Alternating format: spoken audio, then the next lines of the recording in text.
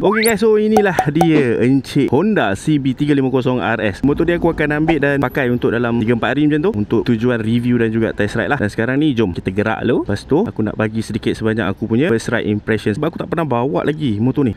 Tengok meter dia. Mileage pun rendah, 565km. Start engine lah. Bunyi dia seketul keluar. Okay, so aku duduk atas motor ni. Apa yang aku rasa, dia tak tinggi sangat dan ianya tidaklah menyeksakan sangat. Cumanya aku masih lagi perlu untuk berjengkit lah. Dia punya seat height dalam 800mm kalau tak silap. Clutch dia aku rasa ringan lah. Dia tak keras. Corner sikit. Itu corner Mukadimah namanya. Alamak, kena saman dengar bunyi dia. Tak tahu korang dengar ke tidak. Alamak, bila bersimpang siur macam gini aku tak gemuk. Tapi okey je, sebab aku rasa Encik CB350RS ni dia agak ringan. So kalau setakat nak mencilok-cilok macam gitu memang makanan dia lah. Ewah. Hop. Aku pun perasan motor ni dia tak ada RPM punya meter lah. Yang ada hanyalah speedometer. Aku pun perasan.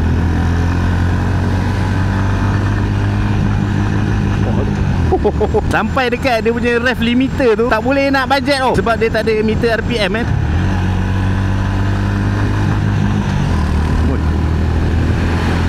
Alright, ini tempat paling perfect kalau nak test dia punya kelincahan dan juga kenimbelan ataupun ketereran Encik CB350RS ni mencelah. Akak laici. Sekarang ni apa yang paling mencabar adalah untuk kita menempatkan diri di kalangan mereka-mereka yang stay dekat lorong kanan. Tapi alright, mantap, berjaya dilakukan dengan tanpa rasa was-was. Mantap. I like.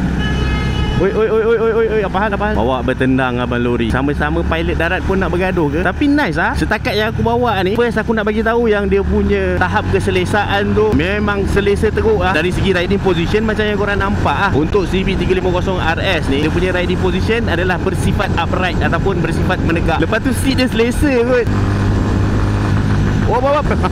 Tarik sikit.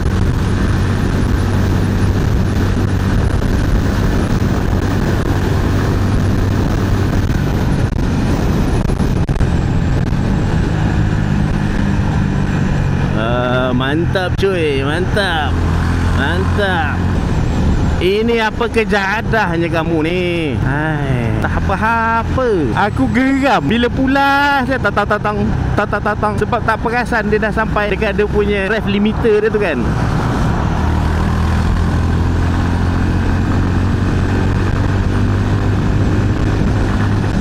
Tu aku kalau bawa motor-motor besar lain kan, aku kalau tengok jalan macam gini, aku dah risau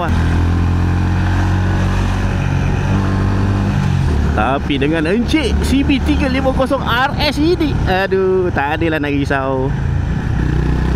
Sebab tahu dah dia punya level-level sedap nak mencelah tu macam mana kan. Dan kalau aku nak cerita aku punya impression terhadap dia punya power, tu kau akan rasa macam linear lah. Dia tak berapa jahat sangat. Itu pada aku lah. Aku tak ada rasa macam bila pulas tu rasa nak ke belakang tu, tak ada. Dia memang linear dan smooth.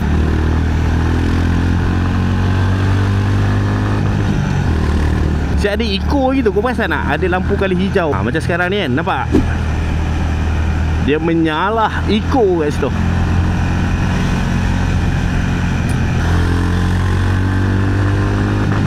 Wow. Saya lupa. Kejap-kejap jumpa rev limiter. Lepas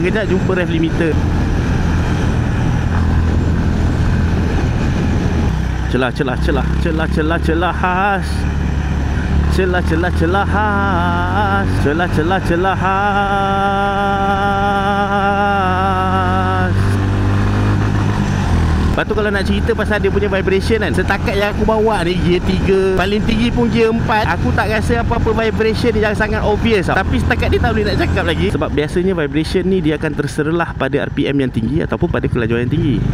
Kau nampak? Dia nak buat short turn yang macam tu memang tak ada masalah langsung. Contoh lagi sekali, kita demo sikit.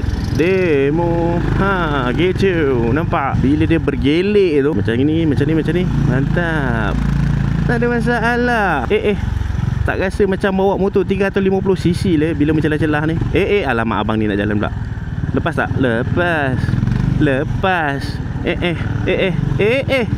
Jaga-jaga Cik Salma. Nampak? Lincah babe. Lincah teruk. Aku suka dia. Aku geram betul lah. Okay, macam gear 1 boleh lah nak budget time untuk shift kepada gear 2. Bila start masuk gear 2 ni, tengok sekejap, ini jalan seleko-seleko, kontot-kontot jalannya, susah. Dan sekarang gear 2 kan, corner sikit. Tengok aku tak rasa yang enjin dia ni dah sampai tahap mengerang yang aku patut tukar gear tau. Maksudnya dia masih lagi rasa smooth sejurus sebelum dia hit ref limiter tu. Macam mana aku nak explain bagi korang mudah faham? Sekali lagi. Okay, sekarang gear 1. Okay, gear 2 gear 2 lah senang sikit. Dia macam mana aku nak explain sebab kenapa aku rasa macam susah nak budget untuk shift ke gear 3 kan. Biasanya kalau kata motor-motor yang ada meter RPM tu, kita tengok je lah dekat meter RPM tu. So kita akan tahu pada RPM berapa kita akan sampai pada dia punya ref limiter tu kan. Tapi sebab motor ni dia tak ada RPM, so kau macam kena shift gear tu by kau punya feeling lah. Tapi susah sikit nak ikut feeling sebab pada gear 2 pun bila nak sampai dekat ref limiter tu pun dia punya engine tu masih lagi rasa smooth tau. Bila kau pulas lepas tu dah sampai limiter tu, tong kau rasa macam boleh lagi ni, gear 2 ni boleh lagi. Macam tu. Faham tak maksud aku? Korang faham tak faham lantak korang. Dia seolah-olah macam nak bagi tahu yang elek-elek bro, tak payahlah tarik panjang-panjang sangat. Macam tu. Macam sekarang dekat gear 3 kan,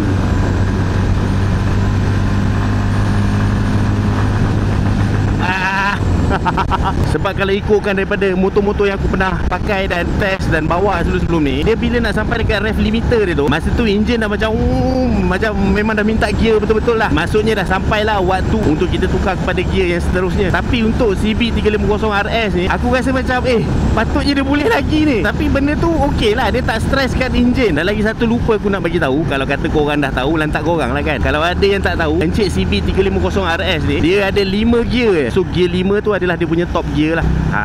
Apa barang lah nak jam-jam takat macam gini. Tadi punya jam lagi mencabar tau. Ini level-level darjah 3. Tadi yang dekat low EU tu, yang tu barulah level-level tingkatan 2. Barulah mencabar. Ini biasa-biasa sangat ni. Sombong amat. Alah, memang makanan lah.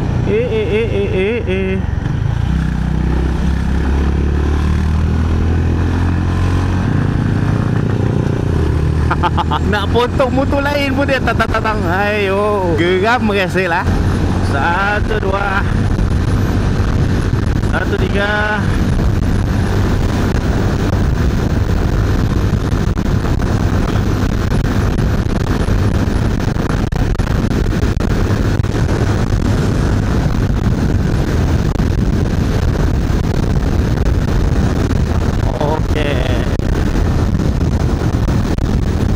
Tapi aku rasa nice je CB350RS ni. Aku rasa yang motor ni dia santai. Dia santai dan dia ada fun factor dia yang tersendiri lah. So aku pun dah sampai ni untuk motor ni nanti. Ini video untuk video first impression kan. Nanti aku akan up jugalah video yang walk around, tunjuk apa yang ada pada Encik CB350RS ni. Dan juga test ride punya feedback. Itu selepas aku dah test motor ni, pergi sana, pergi sini, pergi sana, pergi sini lah. So okay lah guys, aku rasa cukup sampai sini dulu video aku untuk kali ni. Pada yang sedang menonton, aku ucapkan banyak terima kasih. Jangan lupa untuk klik like, share, komen dan juga subscribe pada yang belum subscribe. Pada yang dah subscribe, aku ucapkan banyak terima kasih juga atas sokongan korang. Akhir kata, sehingga kita jumpa lagi di lain video. Assalamualaikum, bye bye.